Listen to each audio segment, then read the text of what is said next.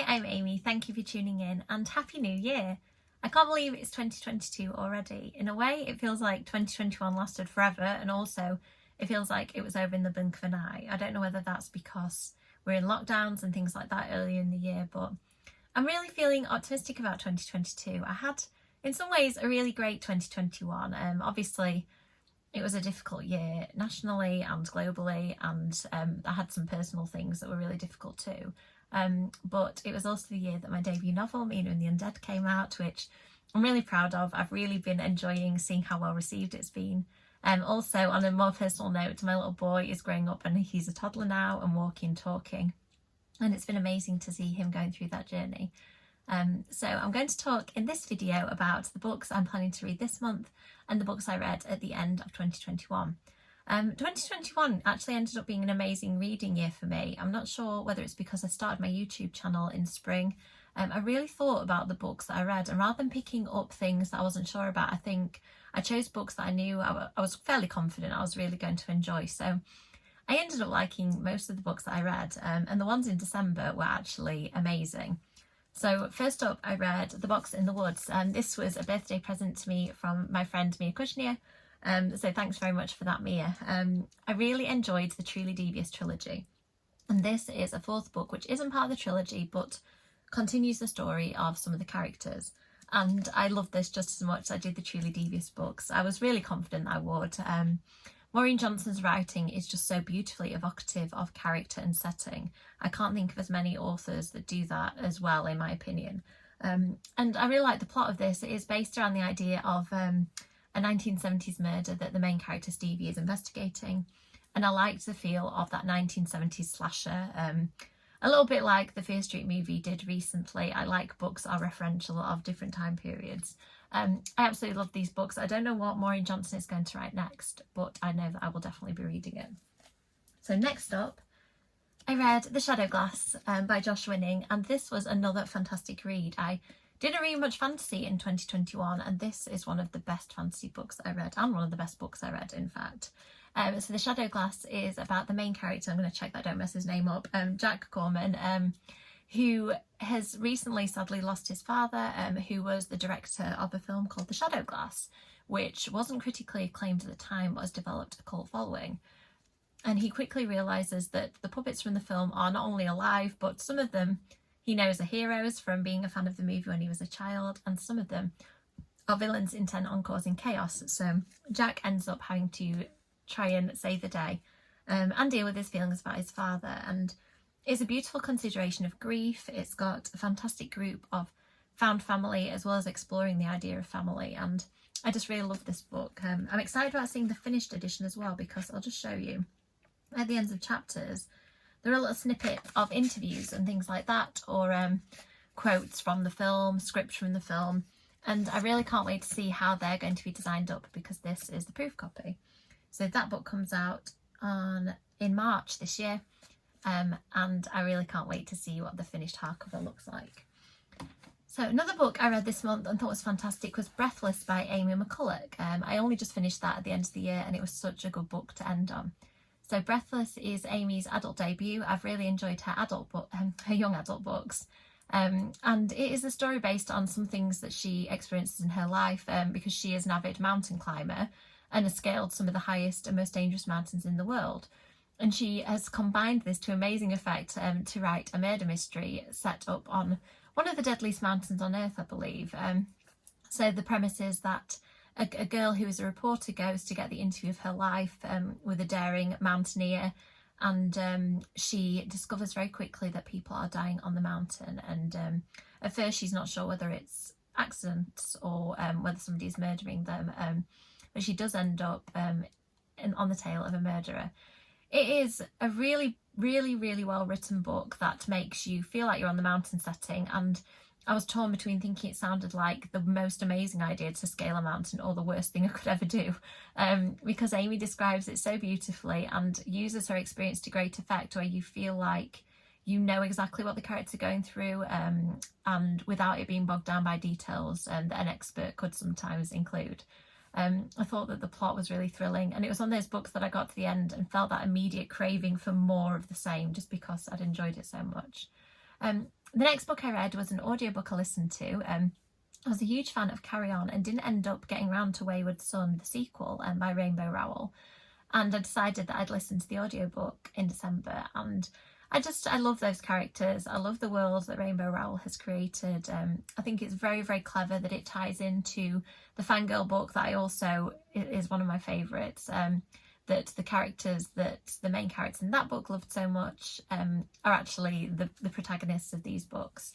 And I think that Wayward Son is interesting because it follows Simon, where he is questioning whether he is still the chosen one, feels that maybe he isn't, he's lost his powers, and he ends up going on a journey across America with a couple of his friends to save another friend. And I like the fact that it's written from the different perspectives of the characters. I think that Rainbow Rowell handles the voices of those characters really well, and I just love those books. I'm in the middle of listening to the third one, Anyway the Wind Blows, and I'm feeling really sad that I've only got a few hours left of it, I think, and then I don't know what I'll do because I'll be done with the books that have been written so far. So if you know what Rainbow Rowell is doing next, please let me know in the comments because I'm absolutely desperate for more. Another thing that I'm nearly finished reading is Say Cheese and Die, the first ever Goosebumps book I've read. I'll say a little bit more about it when I finish it next month, but I've been surprised how much I've loved it. I was a huge fan of point horror books, and I didn't know whether Goosebumps, because were written in the 90s for a younger audience, whether I would find them a little bit less scary maybe, or a little bit cheesier. And actually I thought it was brilliant, very inventive. I love the idea of a camera that can take snapshots of things that haven't really happened, but like put the characters in awful situations that are shown on the images. And I had a lot of fun reading it so far. I think I've got about 30 pages left, and I liked it so much I've actually put another Goosebumps book on my TBR for next month. So this month's TBR is a bit of a mixture. First off, I'm planning to read Memnock the Devil, which is I don't know whether it's the fourth or fifth book in the Vampire Chronicles by Anne Rice. I'll put it in the description, the actual correct information. I'm reading it with the Anne Rice Book Club, who you can find on Instagram. And we're now reading a book over 2 months, so I'm really looking forward to that because I think that the books are so dense and so richly imagined, and because they're adult books, which I'm not that used to reading, I'm more into YA. I did find them quite enjoyable but quite slow reads for me, so I think over 2 months I'll be able to get a really good go at this. I'm also planning to read the whole True Blood series this year. So one of my favourite podcasts, Fictional Hangover, are doing a read along where they're reading 1 True Blood book a month and then 2 in December so that they can read the whole series in 2022. And I started reading the True Blood books when the TV show came out and ended up getting really confused. So I stopped reading them, carried on watching the TV show, and now that it's been a few years since then, I'm going to pick them up this year and I'm really looking forward to it. I've just read a chapter of the first one to remind me, and it's just so good. I'd forgotten how much I love these. So hopefully by the end of 22, I'll be able to say that I've read all 13 books.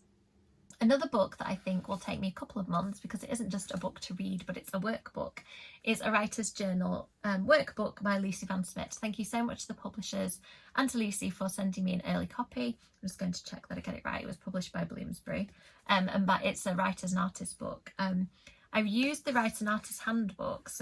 If you are interested in getting published or looking for an agent, they are a fantastic resource with lists of agents and useful articles. But I've never used one of the workbooks before. I don't even know whether there have been workbooks before. But this one, it says it gives you space to explore your creativity as you draft, craft and polish your ideas in writing. I do have a new idea that I'm toying with working on when my current edits are finished. So I think I'm going to use this book to explore those ideas a little bit more. So it may take me a couple of months to work through everything, but I'm really looking forward to it. The next book I'm going to be reading as a buddy read with a friend of mine is I Know You Did It by Sue Wallman. Sue writes the best YA thrillers. She's one of my favourite authors, and she's just an instant buy author for me. And for whatever reason, I didn't read this the second it came out, so I've decided that this is going to be the month. I'm also going to be interviewing Sue this month, and the interview will be on my channel in February, so you'll be able to hear a little bit more about Sue's books and about this one in particular. So it says in the blurb, on her first day at a new school, Ruby gets a message on her locker. I know you did it. She's terrified that someone knows she caused a little girl's death many years ago, an incident that haunts her still. When students at the school start dying, Ruby realises she's been framed by another killer. That, or she might be next. It sounds so good. I like the fact that Sue's books are really fast paced. They explore the backgrounds of the characters and the impacts of their actions, and I'm just really looking forward to this one. The next thing I'm going to read is Welcome to Dead House, another Goosebumps book. This is one of the rebranded editions, but with, I believe, the original cover on the new design.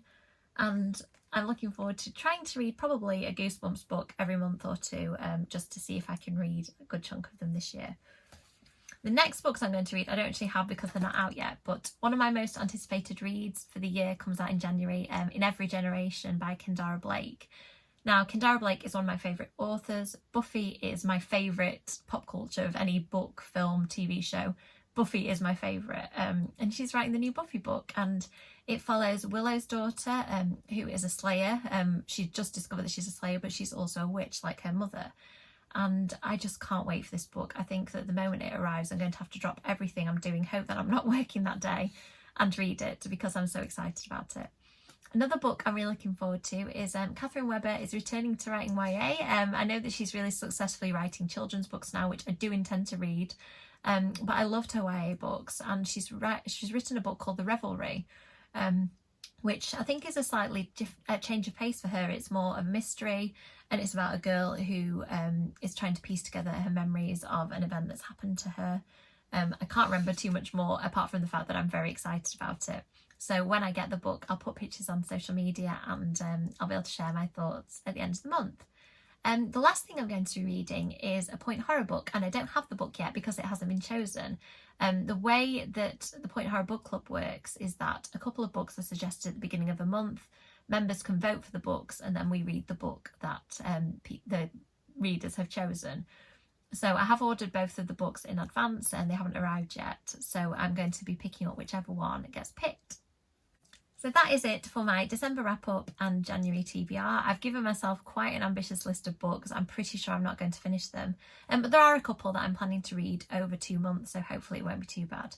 Thank you so much to everybody who's supporting my channel. I can't believe I'm in my 2nd year of having a YouTube channel. I think I started it April last year, so it hasn't been quite a full year yet. But I'm really enjoying putting videos together and talking to people about the books I'm reading. So thank you for your support, and I hope you'll stay with me for my future videos. Thank you. Bye.